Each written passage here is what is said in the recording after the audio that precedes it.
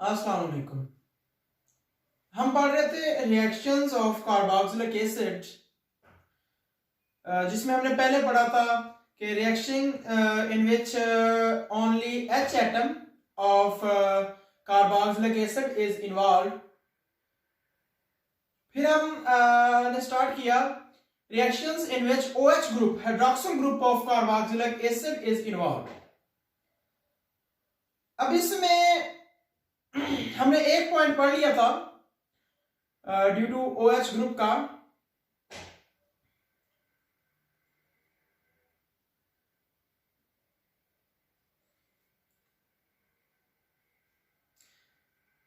जिसमें हमने देखा था formation of acetyl chloride by the reaction of carboxylic acid with PCl SOCl2 और PCl5b होता है।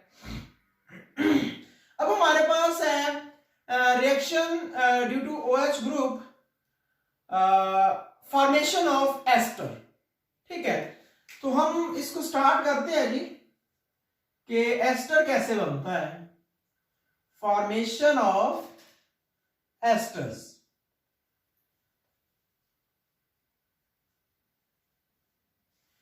इसमें हम देखेंगे कार्बोक्सिलिक एसिड जो है वो रिएक्ट करता है एथेनॉल के साथ, और उसके नतीजे में हमारे पास एक एस्टर बन जाता है।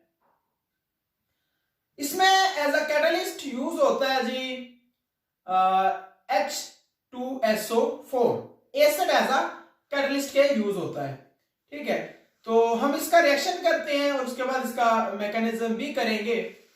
तो हम स्टार्ट लेते हैं इसके रिएक्शन से। रिएक्शन में हमारे पास आ गया जी CH3 C double bond O OH plus CH3 CH2 OH in the presence of H2SO4 as a catalyst।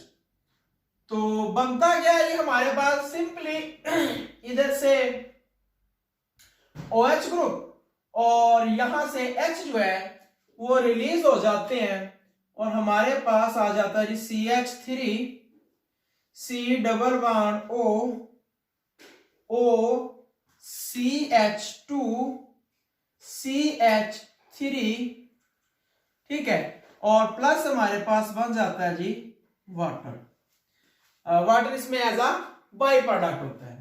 ठीक है, so this linkage is called ester linkage. ये जो लिंकेज है जिसमें कार्बन कार्बन लिंकेज है और carbon carbon with oxygen linkage है, और इसमें कार्बोनाइल ग्रुप भी मौजूद है, इस लिंकेज को हम एस्टर लिंकेज कहते हैं। ठीक है, यहां पर दो चीजों को कंफ्यूज नहीं करना। एक होती है ईथर लिंकेज, उसमें COC होता है। ठीक है, मतलब उसमें कार्बन ऑक्सीजन कार्बन लिंकेज होती है सिर्फ। यहां पर क्या है, यहां पर COC के साथ साथ कार्बोनाइल ग्रुप जो है वो भी मौजूद होता है, इसलिए अब ये एस्टर कहलाएगा, ईथर नहीं कहलाएगा। ठीक हो गया, तो ये हमारे पास ओवरऑल रिएक्शन होता है। अब ये बनेगा क्या, इसे कहेंगे क्या, इसे पढ़ेंगे इथाइल मिथाइल एस्टर। ठीक है, तो हम आगे चलते हैं जी आगे मेन मैकेनिज्म की तरफ। मैकेनिज्म है जी,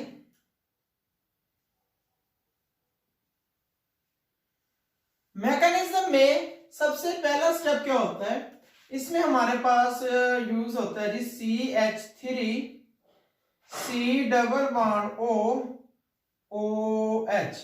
यहां पर आ जाता है प्रोटॉन, एसिड वाला। ठीक है, अब प्रोटॉन जब ऐड होता है तो यहां पर इस ऑक्सीजन के पास होता है लॉन पेयर, ये लॉन पेयर अटैक कर देता है इस प्रोटॉन पर। ठीक है, और प्रोटोनेशन ऑफ कार्बोक्सिलिक एसिड हो जाती है CH3 C double bond O H OH। यहां पर चूंकि ऑक्सीजन ने एक बॉन्ड एक्स्ट्रा बना लिया है, अपना लॉन पेयर यूटिलाइज कर लिया है, इसलिए यहां पर इस पर क्या आ जाएगा, पॉजिटिव चार्ज आ जाएगा। ठीक है, इस स्टेप को आप protonation of carboxylic acid group भी कह सकते हैं। स्टेप्स के नाम दें तो ज्यादा मुनासिब होता है। दूसरा आपके पास पॉइंट है अटैक ऑफ एथेनॉल। अब एथेनॉल जो है उसने अटैक करना है, कैसे करेगा जी, देख ले। CH3 C double bond OH COH, ठीक हो गया। यहां पर पॉजिटिव है, प्लस हमारे पास आ गया CH3 CH2OH। अब इसमें इसके पास भी लॉन पेयर्स है, ठीक है। तो इसका ये जो लॉन पेयर है ये इस कार्बोनाइल कार्बन पर अटैक कर देता है। जैसे ही इस पर अटैक होगा तो ये बॉन्ड ऑक्सीजन के पास चला जाएगा, ऑक्सीजन फिर से नॉर्मलाइज हो जाएगा और आपके पास क्या बना देगा, इधर नीचे ही हम कर लेते हैं कि क्या बना देगा, CH3 COH, नीचे आपके पास यहां पर OH ही है और ये आके यहां लग गया साथ OH। इसको थोड़ा सा क्लियर करके लिख ले, यहां पर H, यहां पर है CH2 CH3, ठीक हो गया। अब यहां पर इस ऑक्सीजन ने चूंकि एक्स्ट्रा अपना लोन पेयर यूज किया हुआ तो यहां पर इसके ऊपर क्या आ जाएगा, पॉजिटिव आ जाएगा, ठीक है। अब ये पॉजिटिव है तो इस वजह से अब इसके ऊपर हम कहेंगे कि अनस्टेबिलिटी आ चुकी है, ठीक है। तो नेक्स्ट स्टेप में अब क्या होगा जी, थर्ड स्टेप है, इसको हम थोड़ा सा रीडिफाइन कर लेते हैं। CH3 CH2O, इसका नीचे लिंकेज है जी इसके साथ CH3 और इसका हमारे पास एक OH ये है और एक इसका OH ये है, ठीक हो गया जी। और यहां पर हमारे पास आ गया H, अब इस पर क्या है, पॉजिटिव। अब ये है, इसको जस्ट मैंने उल्टा कर लिख दिया। अब होता क्या है यहां पर चूंकि ये पॉजिटिव है, अनस्टेबल है, तो ये अपने को स्टेबलाइज करने के लिए करता क्या, ये प्रोटॉन शिफ्ट कर देता है, ट्रांसफर कर देता है। अब इस ऑक्सीजन के पास लोन पेयर है, इसने तो पहले एक एक्स्ट्रा बॉन्ड बना के अपना लोन पेयर यूज किया हुआ है एक, जिस वजह से ये अनस्टेबल हो गया है। तो अब ये यहां से इस प्रोटॉन को अपने साथ मिला लेता है, यहां से इस पर अटैक करता है और ये बॉन्ड इधर शिफ्ट, ठीक हो गया।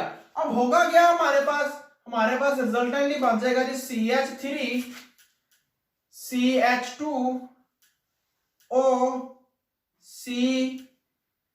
CH3, नीचे हमारे पास OH है और उसके बाद यहां पर हमारे पास आ गया OH2 और ये नॉर्मल हो गया। अब इस ऑक्सीजन पर पॉजिटिव आ गया।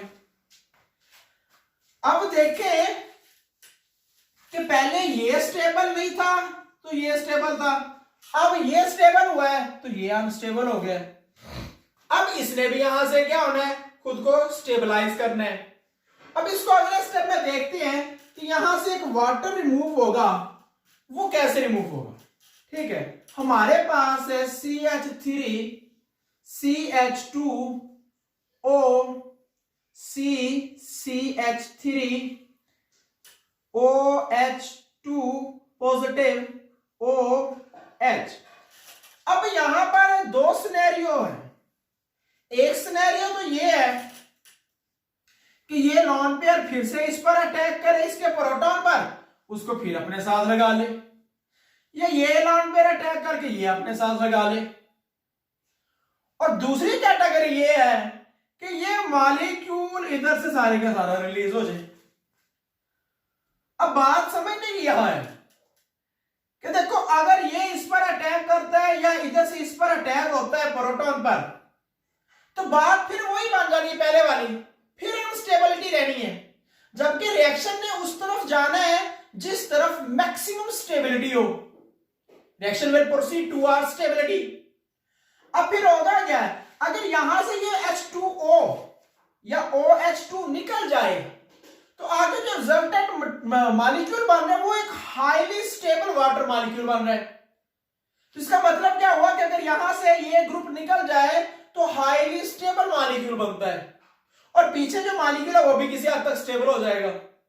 ठीक है, तो इस वजह से यहां से OH2 ग्रुप निकलेगा, ना कि इधर ऑक्सीजन या इधर ऑक्सीजन से अटैक होगा फिर से, क्योंकि OH2 निकलेगा, OH2 बन जाएगा H2O और वो होगा हाईली स्टेबल मॉलिक्यूल, इसलिए रिएक्शन स्टेबिलिटी की तरफ को प्रोसीड करेगा। तो होगा क्या, यहां पर जब शुरू में हमने बात की थी protonation of carboxylic acid group, तो वहां पर हमने प्रोटॉन ऐड किया था एसिड का, तो यहां पर यही प्रोटॉन यहां से इसको रिलीज कराता है और यहां से ये बॉन्ड इधर ले जाता है। ठीक है, यहां से ये प्रोटॉन ने इधर अपना बॉन्ड शिफ्ट कर दिया, जब ये बॉन्ड इधर आ गया तो हमारे पास ये डबल बॉन्ड हो जाएगा, ये स्टेबल है ऑक्सीजन, हाइड्रोजन अपना प्रोटॉन की शक्ल में निकल जाएगा, क्योंकि हाइड्रोजन ने जाना ही जाना है, वो कैटलिस्ट था। साथ में ये क्या निकल गया, वाटर, और आपके पास क्या बन गया, हमारे पास बन गया जी CH3 CH2O, साथ में हमारे पास बन गया C double bond O CH3 plus बन गया जी वाटर H2O, और क्या बन गया H प्रोटॉन। ठीक हो गया। तो लास्ट स्टेप में क्या होता है कि हमारे पास एस्टर भी बन गया, इथाइल मिथाइल एस्टर आप इसे इजीली नेम दे सकते हैं, ठीक है, या मिथाइल एथानोएट भी इसे कह सकते हैं, और प्लस हमारे पास वाटर बन गया, और प्लस हमारे पास प्रोटॉन जो कि एज अ कैटलिस्ट एसिड के तौर पर यूज हुआ था वो हमारे पास दोबारा से रीजनरेट हो चुका है। ठीक है, तो इस तरह से 3 से 4 स्टेप में जाकर ये मैकेनिज्म और ये रिएक्शन जो है वो कंप्लीट होता है और हमारे पास एस्टर बनता है। एस्टर जो है वो डिफरेंट फ्रूटी स्मेल्स भी देते होते हैं, आपकी बुक में टेबल भी एक लिखा हुआ है जिसमें डिफरेंट फ्लेवर्स जो है वो एस्टर से लिए जाते होते हैं। ठीक है, वो कौन से फ्लेवर्स हैं, कैसे लिए जाते हैं, वो आपकी बुक में एक टेबल बना हुआ है, उसको आपने याद रखना है, MCQs वगैरह आ जाते होते हैं। ठीक है, अब हम नेक्स्ट करते हैं अमाइड फॉर्मेशन की तरफ। जी, अब हम आते हैं अमाइड फॉर्मेशन की तरफ। अमाइड फॉर्मेशन में क्या होता है, कार्बोक्सिलिक एसिड जो है वो अमोनिया के साथ रिएक्ट करता है और उसके नतीजे में अमाइड बनाता होता है।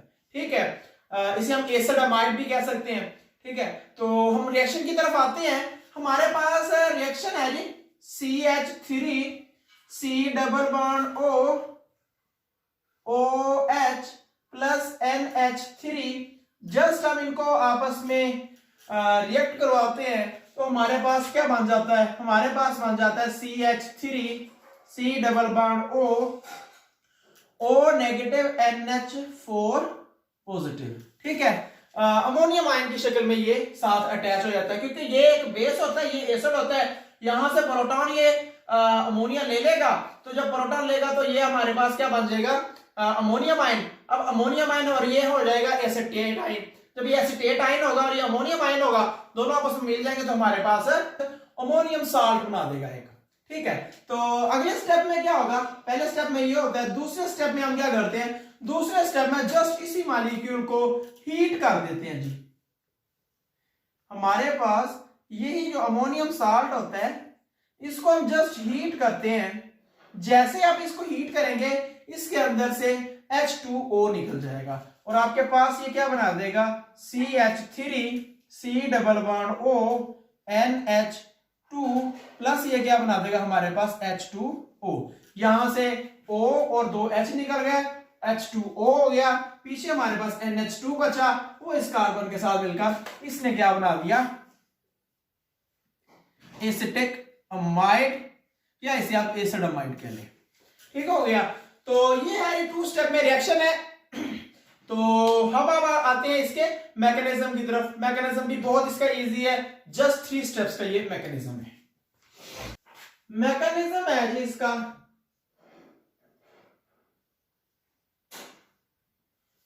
ठीक है, अब मैकेनिज्म में हमारे पास होता क्या है, ये पहला स्टेप है जी, इसमें हमारे पास एसिटिक एसिड आता है CH3 C double bond OH plus हम ऐड करते हैं इसमें NH3।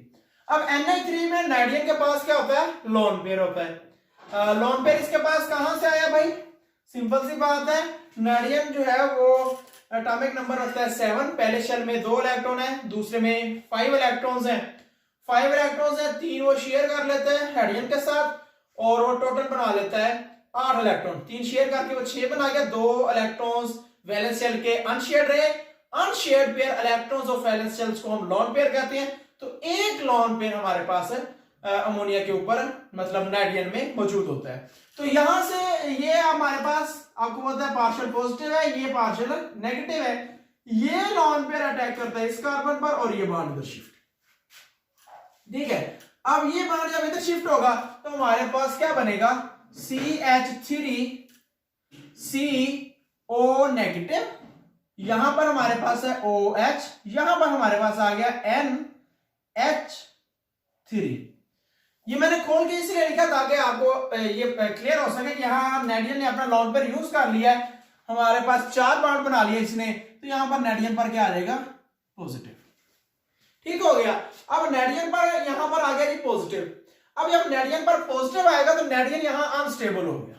ठीक है, तो होगा क्या, अगले स्टेप में हम देखते हैं कि होगा क्या, CH3 CO negative OH NH और ये आपके पास पॉजिटिव। यहां पर होता क्या है, बहुत सिंपल है। यहां इसके पास लोन पेयर्स है ऑक्सीजन के पास, तो ये यहां से इस प्रोटॉन पर अटैक करता है और यहां से प्रोटॉन उधर लग जाएगा और ये पूरा बॉन्ड जो है वो नाइट्रोजन के ऊपर शिफ्ट हो जाएगा और नाइट्रोजन ने जो लोन पेयर यूज किया था वो रिकवर हो जाएगा। हमारे पास ये क्या बना देगा, CH3 CO नेगेटिव OH2, चूंकि अब लोन पेयर ऑक्सीजन ने यूज कर लिया, जो लोन पेयर यूज करता जाएगा एक्स्ट्रा इलेक्ट्रॉन यूज करेगा उस पर पॉजिटिव चार्ज आ जाएगा क्योंकि उसने एक्स्ट्रा बॉन्ड बनाया होगा। अच्छा, यहां पर नाइट्रोजन जो है वो नॉर्मल हो गया क्योंकि उसने 3 बॉन्ड, नॉर्मल बॉन्ड जितने होते हैं वो बना चुका है।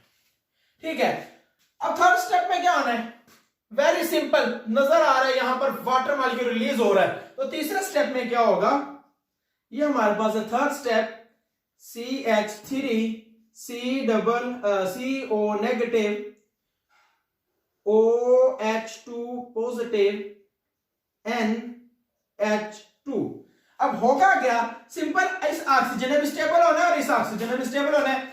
इसके पास एक्सेस में इलेक्ट्रॉन है, नेगेटिव चार्ज है, ये बॉन्ड बना सकता है इजीली। इसके पास एक्सेस में बॉन्ड है, इसने बॉन्ड कम करना है, तो यहां पर होगा क्या, जस्ट रीअरेंजमेंट होगी और यहां से ऑक्सीजन अपना जो नेगेटिव चार्ज है वो यहां बॉन्ड की शक्ल में ले आएगा और यहां पर जो बॉन्ड है ये सारा लोन पेयर जो ऑक्सीजन ने यूज किया था यहां पर, वो यहां पर उसको बॉन्ड वापस मिल जाएगा लोन पेयर की शक्ल में और हमारे पास ये बना देगा CH3 C+O NH2 प्लस इसने बना दिया जी H2O। ये हम पिछले स्टेप में पढ़ चुके हैं, पिछले रिएक्शन में, कि वाटर जो है यहां पर रिएक्शन जो है वो उस तरफ को जाएगा जहां ज्यादा स्टेबिलिटी होगी। तो यहां से वाटर मॉलिक्यूल निकल कर जो ये मॉलिक्यूल है ये स्टेबलाइज हो गया है, तो डेफिनेट सी बात है यहां से यही बॉन्ड ही शिफ्ट होगा। हम कोई और बॉन्ड शिफ्ट नहीं कर सकते कि नाइट्रोजन का दोबारा इधर प्रोटॉन पर अटैक हो या कोई भी और सेंस हम क्रिएट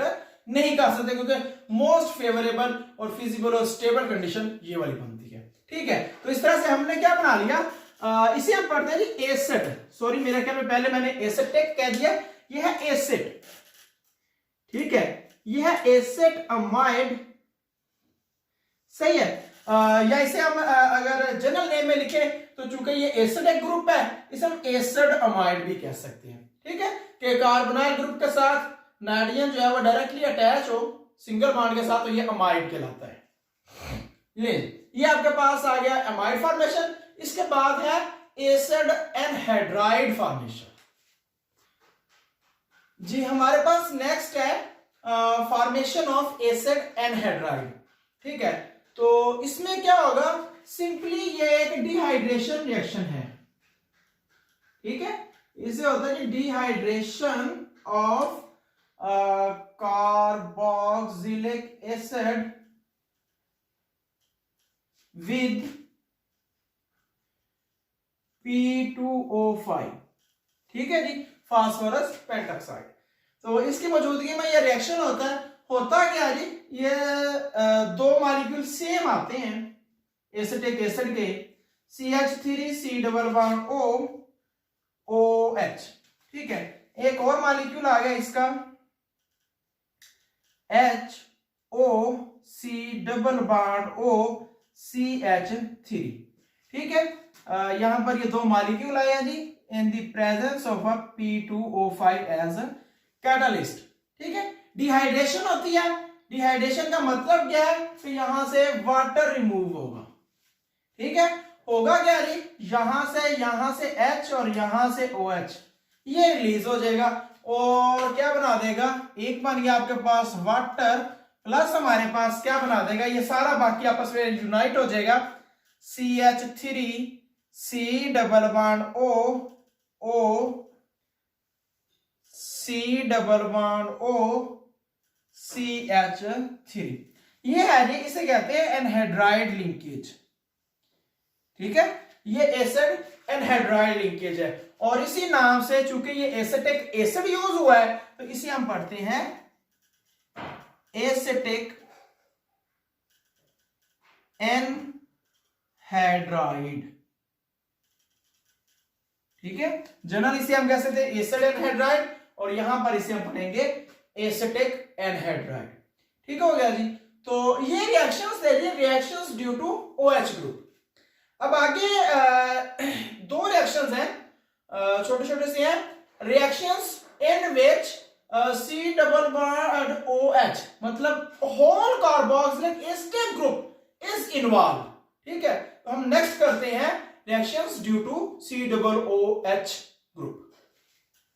अब ये रिएक्शंस हैं, reactions due to C double bond OH group मतलब carboxylic acid whole group involve होगा। ये इसमें दो टाइप्स के रिएक्शंस हैं। एक है हमारे पास पार्शियल रिडक्शन।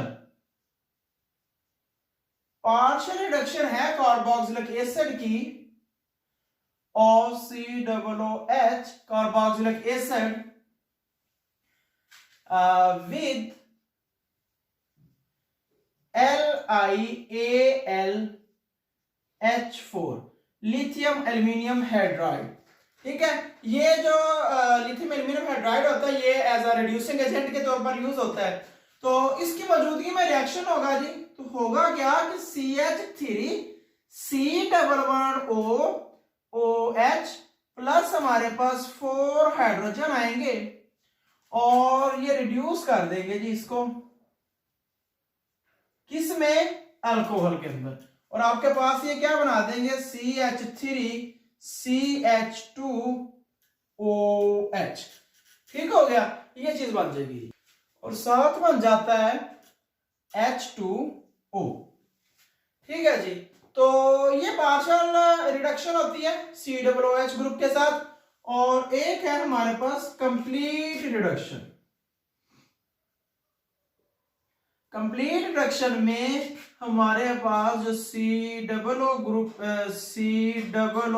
ग्रुप है ये कंप्लीटली रिड्यूस हो जाता है टू अल्केन।